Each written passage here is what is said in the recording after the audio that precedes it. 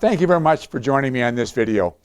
As you know, the first 10 or 12 sessions on these investment video series, we're talking about the very simple plan in being involved in developing an investment portfolio.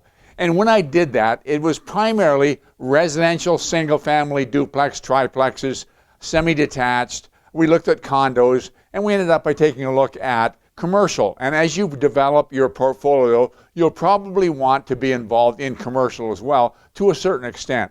But there's other areas of investment in real estate that you can look at that you need to be aware of that you may or may not choose to involve yourself in. And one I want to look at today is student accommodation or student housing. I want to say that my experience has been that people who invest in student housing generally specialize in student housing. By that I mean they restrict themselves to student accommodation, and that's what they do. But there's nothing to stop you from adding a student rental accommodation or two into the mix of your investment portfolio. In fact, I cut my teeth on student accommodation. As a young kid finishing high school, I went off to the University of Waterloo on a math scholarship, and back then the University of Waterloo was the fastest growing university in Canada. It was in the city of Waterloo. There were actually two universities. There was Waterloo Lutheran, which is Sir Wilfrid Laurier now, and there was University of Waterloo, plus there was community college branch that was there, and it was in a town of 31,000 people at the time. So there just was no housing. Very, very difficult to get housing. My first year as a student, I ended up in a basement of a bungalow. The people who owned the house lived there, and they rented out 2 rooms in the basement, and they had 2 kids in each room. And 2 of them were students and 2 of them were not, and I was one of them that was a student. We had, in addition to the 2 bedrooms, we had a hot plate and we had a 2-piece bath. We did not have a fridge, we did not have a stove, we didn't have a shower, we didn't have a tub. It was pretty primitive, but that's what was available. So going into the next year, I bought a property. I bought a house, lived in it myself, rented it out to students, and it provided me with adequate accommodation all the time I was going to university. After I graduated, I sold it. My philosophy is to not sell rental properties, but I was moving out of the area, and so it became necessary to sell it. And it wasn't very structured like it is today. Back then we paid by the week, so no revenue came in over the summer months, and so I worked a summer job, and most of the money I earned in the summer went to carry the house that was vacant until the fall. But we've streamlined the whole process, and I want to make sure you're aware of it now, because student accommodation, if it's done right, can be very lucrative. First of all, let's take a look at cash flow. And I want to say that your cash flow is going to be somewhat different depending on your locale. What you charge per student may be different in St. Catharines than it is in Hamilton. Might be different in Hamilton than Kingston, could be totally different in Vancouver. So you got to be aware of what the specific market conditions are when you're deciding how you're going to make this thing work. And in St. Catharines, the magic number, in my opinion, for a student rental is 5. If you've got less than 5 students, it just doesn't make sense, and I'll explain that. The average charge per student, they have a bedroom, and they pay $650 a month.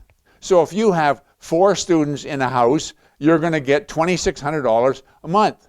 The going rent for that bungalow, if you rented it out to a family, is probably about $2,400. So there's about $200 surplus. But when you're running as a student rental, you're going to pick up the hydro, you're going to pick up the heat, you're going to pick up the water, and so those $200 is lost. You're really no further ahead having 4 students than renting out to a single family home, and there's more headaches.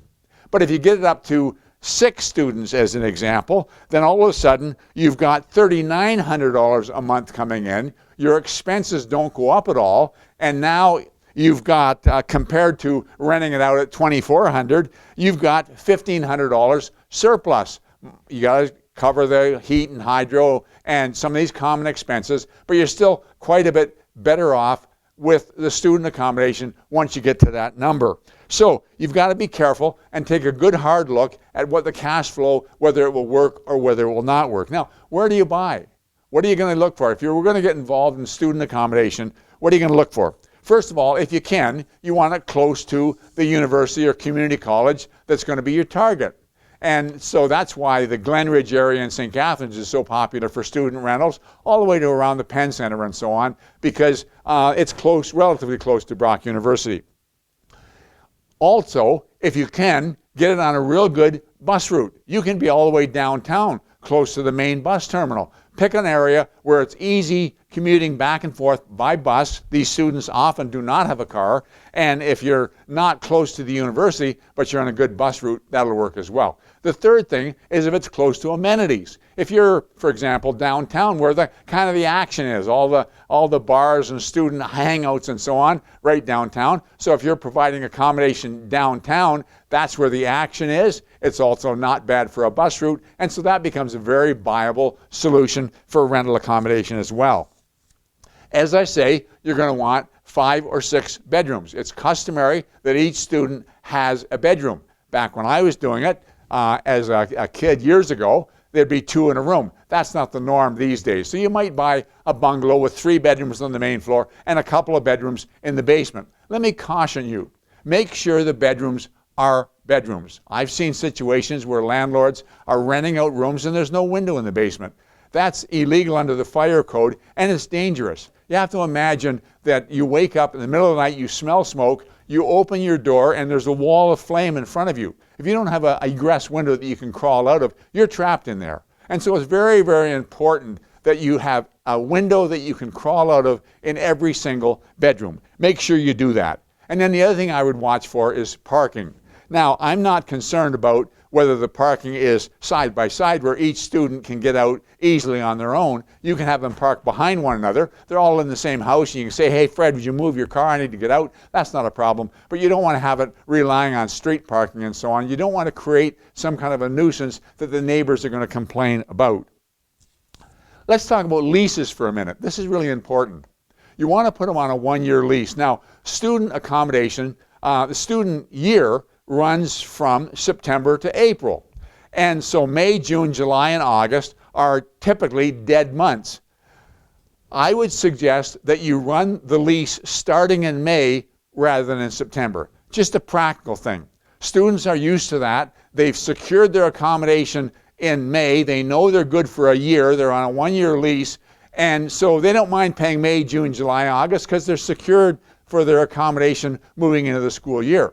If you started in September, when it comes April and they leave to go home, they're going to begrudge paying the rent May, June, July, and August. If it's their last year, you're probably not going to get the rent. And so you want to run it from May to May. And it's very important that you put them on a 1-year lease. And the reason I say that is you want to be careful that it's not designated a rooming house. And that's going to come down to how you structure the lease. If it's a rooming house, the special zoning applies and special bylaw provisions apply. Not so if I'm renting out a single family home and 2 people, whether they're married or whether they're not married, 2 people with a child or 2 children, or 4 people that are unrelated. That's really not the city's business, and you can run it no problem. It's been challenged, it's been supported in the courts, but make sure you've got a 1-year lease and put each student's name on that lease. You may want to have a guarantee from the parents. That's something you have to decide yourself, but it's not a bad idea. One other thing in setting it up is you have to decide about furnishing, whether you're going to rent it furnished or whether you're going to rent it unfurnished. It seems to be more the norm these days to rent it unfurnished. I prefer renting it furnished. You don't have the wear and tear of furniture coming and going and coming and going. And also, if each student, if they furnish their own bedroom, what about the common area, the living room, the dining room, the kitchen, the areas where you only need 1 kitchen table, you only need 1 sofa set, and yet you've got 6 students in there that are maybe not related at all, didn't come in as a group. So I think furnishing has its merit. You're going to have a challenge maintaining law and order. My son, back when he was 18 years old, he and a friend wanted to go down to Las Vegas for a weekend. I was a pretty responsible kid. But he couldn't get a hotel anywhere on the Strip that would rent to him. They all had the policy, unless you're 21, we won't rent to you. I offered to guarantee it. Didn't matter. Nope. They play the odds. And the odds are that if somebody's under 21, they're going to be irresponsible. Not all of them, but they're going to be irresponsible. They're going to party. They're going to cause disruptions for the other guests in the hotel, and they may destroy the place. And Vegas wants to play the odds, and the odds are make sure they're 21 or above. When you're renting student accommodations, all your students are pretty much under 21 unless they're graduate students. They're probably about 17 when they come in. They're a 3 or 4 year student, and so they're going to be under 21. They're going to be on their own for the first time. They're going to be perhaps kicking up their heels. They may be creating noise and disturbance in the area. You've got some problems that you need to be on top of. You need to be on top of it right from the start. Now, some cases where a child is, or a young person, is going to university, the parents step in and buy a property, and they have their son or daughter there, and then they gather 3 or 4 or 5 other people, and they rent it out as a student accommodation, and then when the youngster graduates, they sell the property. You are doing it as an investment, but if you can have a court of a den mother or a small S superintendent, one person who's responsible, that's a go-to person for you, you may want to give them a little bit of a break in the rent, and they're responsible. You also want to have some rules in place. You want to enforce those rules, and you want to have periodic inspections. You're going to make more money if you handle it right than a single family accommodation, but you're going to earn it. I said way back in some videos ago that generally speaking, the more lucrative the investment, the more hands-on required. And that's the case with student accommodation.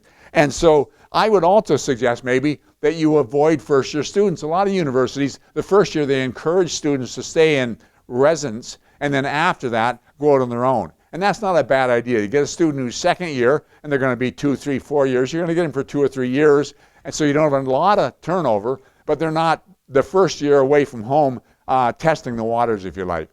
Where do you find students? Last of all, I would suggest that you advertise on the university website. That's where the students know to look, and that's where you're going to streamline it to students. You throw an ad in Kijiji or on Facebook Marketplace or something, and you're going to get people who are working that want a room rather than wanting to rent an apartment. You're going to get all kinds of mixture, and it's probably better if you have specifically students. And so go to the university website. I think you'll find that it can be a very lucrative situation, and you will develop some speed bumps. You're going to have to work out some things. For example, lawn care. You're going to probably have to hire somebody to cut the lawn. Students probably aren't going to be responsible to do that. And you got to understand that if you're going to run it, you want to run it in such a way that the community doesn't feel that there's an eyesore in their area and it's your rental accommodation.